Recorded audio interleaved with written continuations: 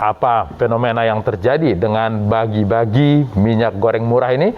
Kita akan membahasnya bersama peneliti Formapi Lusius Karus dan Deputi Bapilu DPP Partai Demokrat Kamhar Lakumani. Selamat malam Bapak-bapak. Salam Bung Latif. Waalaikumsalam warahmatullahi wabarakatuh. Waalaikumsalam. Saya ke Mas Kamhar dulu. Ya, Mas Kamhar, bagi-bagi minyak gorengnya Mas Ibas 16 ton di Ngawi dan Pacitan itu trending di Twitter dengan tagar 16 ton. Pertanyaan banyak orang adalah kok bisa dapat segitu banyak jumlahnya? Terima kasih Bang Latif. Jadi sebenarnya kan yang menjadi persoalan saat ini, masyarakat itu tidak susah mendapatkan minyak goreng. Itu yang menjadi persoalan. Sebabnya apa? Kan mestinya Indonesia ini tidak ada persoalan dengan minyak goreng karena kita adalah produsen sawit terbesar di dunia, produsen cpo terbesar di dunia, yang mana itu adalah bahan baku daripada minyak goreng. Juga kita adalah produsen minyak goreng berbahan baku sawit terbesar di dunia, dan jumlah produksi kita itu mestinya melampaui daripada kebutuhan nasional, dan minyak goreng ini sendiri adalah salah satu komoditi yang ekspor. Dan ketika terjadi kelangkaan saat ini kan sebenarnya menjadi tanda tanya besar. Kok bisa negara yang merupakan penghasil CPO terbesar di dunia dengan volume produksi yang jauh melampaui sisi permintaan atau demand side-nya, tetapi kemudian terjadi kelangkaan dan pun kalau ada harganya sangat tinggi. Ini yang menjadi persoalan. Sebenarnya kalau masalah ini diurai sebenarnya relatif mudah untuk mendeteksi. Kenapa? Pemain minyak goreng ini atau produsen minyak goreng ini terbatas atau bersifat oligopoli.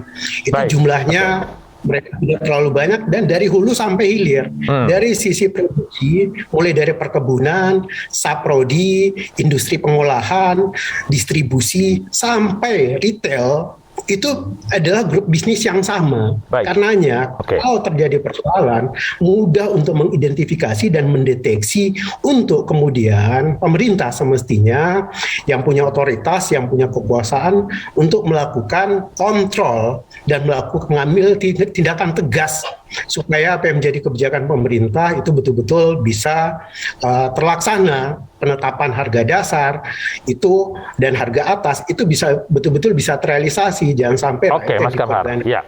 Apakah kemudian langkah membagi-bagi minyak goreng ini bagian dari membantu publik saja atau sekaligus mengeritik pemerintah karena gagal memberikan minyak yang murah kepada masyarakat? Ini adalah respon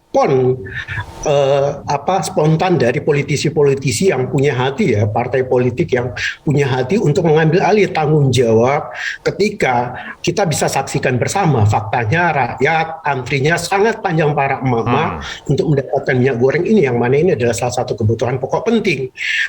Dan ketika pemerintah tidak mampu memainkan peran secara optimal untuk memberikan akses masyarakat bisa memiliki minyak goreng ini, ya partai-partai politik kemudian mengambil alih tanggung jawab itu. Jadi ini adalah kritik nyata terhadap pemerintah, dan bagi Partai Demokrat ini masih merupakan kelanjutan apa yang dilakukan oleh Mas Ibas atau Mas EBY.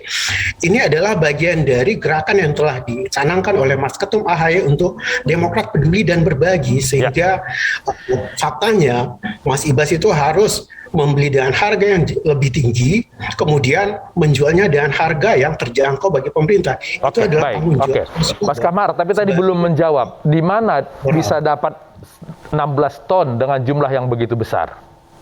Ini tentunya dari berbagai sumber, tidak mungkin dari satu sumber. Dari pusat-pusat perbelanjaan atau distributor minyak goreng, untuk kemudian pasti dibelinya dengan harga yang lebih tinggi, karena saat ini realitanya harga mahal, kemudian untuk jual sesuai dengan harga yang terjangkau, ini sebagai bentuk wujud nyata kepedulian daripada Mas Ibas. Bagian dari bantuan kepada publik untuk memudahkan mereka mendapat, ya. Baik, saya ke Bro Lusius. Bro, ini kan partai-partai ini juga bagian dari bangsa Indonesia yang harus saling membantu dengan masyarakat yang sedang kesusahan. Kalau begitu, apakah ada kritik Anda kepada yang mereka lakukan? Atau sebenarnya ini harusnya dipuji yang dilakukan oleh para parpol dan politisi kita ini? Ya, Bung Latif ingin saja memuji sih ya, cuman sulit untuk kemudian dengan mudah menangkap apa yang dilakukan parpol ini sebagai sesuatu yang kemudian didorong oleh niat baik untuk membantu rakyat. Ya, karena mestinya kalau mau membantu rakyat, mereka punya jalur yang konstitusional untuk itu, melalui anggota mereka di DPR dan juga dari partai koalisi misalnya langsung kepada pemerintah sebagai bagian dari pemerintahan koalisi gitu ya.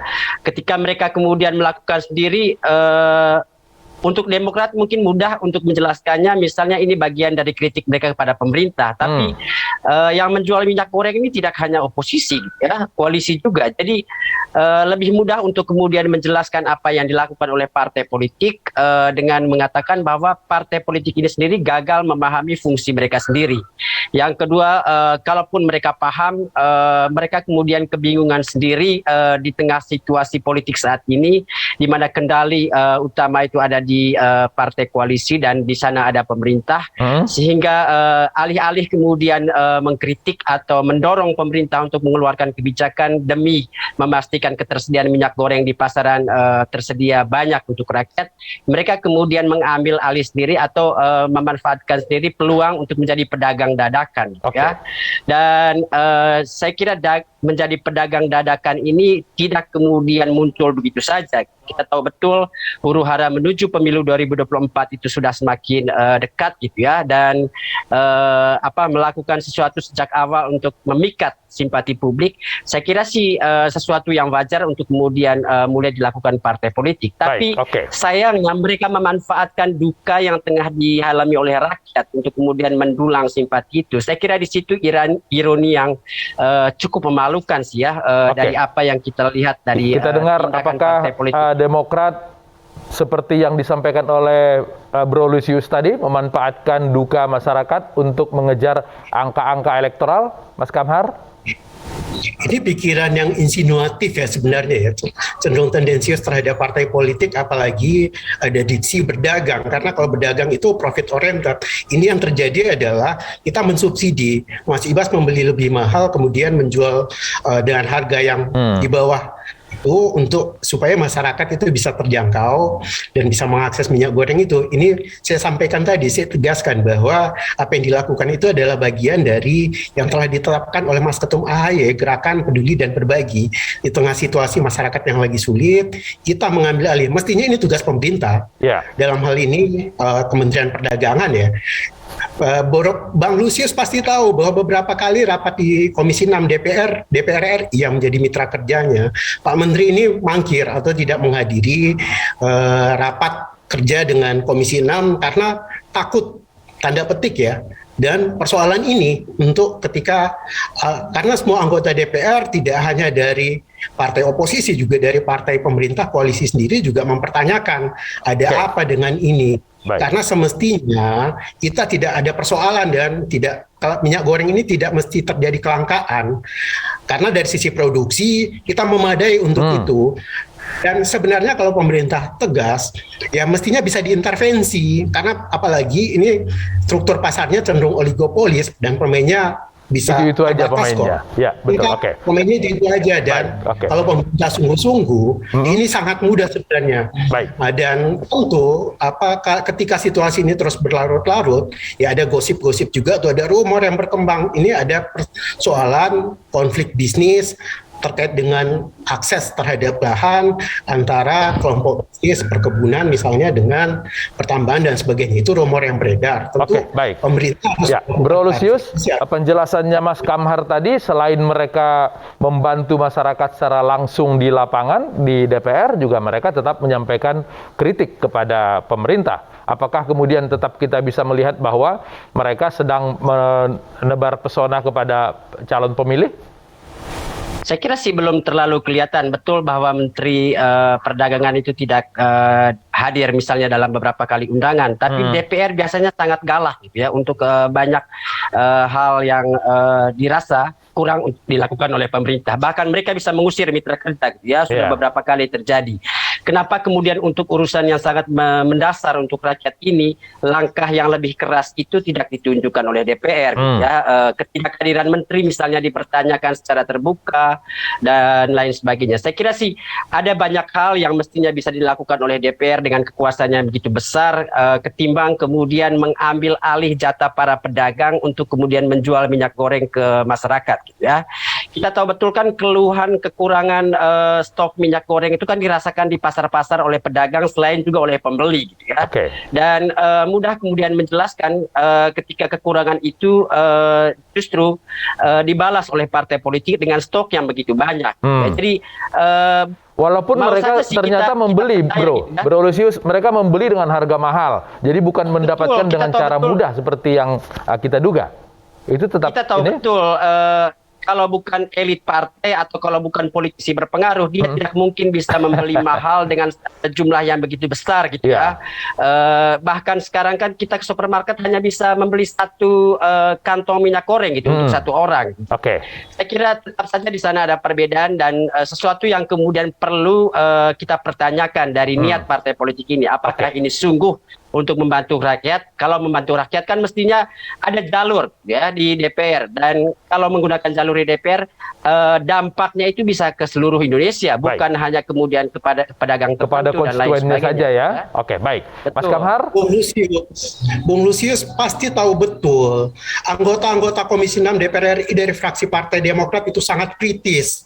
Antara lain Bang Herman Hairon berkali-kali menyampaikan kritik kepada Menteri Perdagangan terhadap kelangkaan ini, karena beliau tahu betul dari sisi supply mestinya ini tidak ada persoalan, tetapi kemudian terjadi kelangkaan ini kan ini yang menjadi tanya besar, ada apa di balik itu?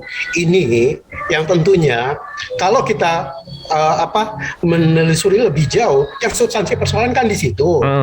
Kenapa pemerintah tidak mampu melakukan stabilitas terhadap harga maupun ketersediaan daripada minyak goreng ini? Harus ada yang bertanggung jawab untuk itu. Siapa? Menteri Perdagangan. Dan di anggota DPR yang bersuara keras terhadap itu juga tidak kurang. Bagi Partai Demokrat, anggota fraksi Partai Demokrat di Komisi 6 yang selama ini melakukan suara kritis, ya itu tetap terus konsisten menyuarakan, tapi kan kita juga tahu bahwa suara kita berapa ketika dalam pengambilan keputusan, banyak kebijakan-kebijakan ya kita hanya bisa bersuara karena kenyataannya saat ini ya kita masih minoritas ketika menyuarakan. Oke, Mas Kamhar, baik. Saya ke Bro Lusius lagi. Bro Lusius, ini kebetulan yang datang mau menemui kita di sini adalah partai di luar daripada koalisi. Kritik Anda terhadap partai koalisi yang juga melakukan pengambil alihan jualan para pedagang itu. Ya, saya kira memang kita menghargai gitu ya perjuangan Demokrat itu di DPR gitu ya. Tapi itu kemudian tidak bisa menjelaskan aksi pembagian minyak goreng yang dilakukan oleh misalnya Pak Edi Baskoro gitu ya. Saya kira tetap saja kritik ini bukan hanya kepada Demokrat dan mungkin bukan untuk Demokrat, tapi justru untuk partai-partai koalisi gitu ya. Mereka yang kemudian punya kuasa lebih besar untuk memastikan pemerintah satu sikap dalam mengambil kebijakan terkait dengan distribusi minyak goreng ini. Tapi itu tidak dilakukan. Mereka justru mengambil jatah minyak goreng dari para pedagang itu untuk membaginya sendiri ke masyarakat. Dan saya kira aksi-aksi ini sulit untuk kemudian tidak dikaitkan dengan kepentingan untuk mendapatkan simpati dari pemilih gitu ya. Tidak ada kemudian tindakan partai yang lepas begitu saja dari kepentingan politis di balik gitu ya. Jadi kalau kemudian dituduh bahwa aksi ini kemudian ada kaitannya dengan kepentingan untuk meningkatkan elektoral gitu, saya kira sih sulit untuk hal yang wajar saja sebetulnya kan partai berbuat baik untuk mendapatkan elektoral. Baik, oke. Mungkin yang penting kita dorong bagaimana Partai Demokrat bisa bersuara keras di paripurna pembukaan masa sidang besok. Gitu, terima kasih Bung Lusius. Kita indahkan. Ya, kita tunggu besok bagaimana Partai Demokrat dan partai-partai lain menyelesaikan masalah ini. Mas Kamhar dan Bro Lusius, terima kasih sudah berbagi di iNews Prime malam ini. Selamat malam. Terima kasih Bang Latif.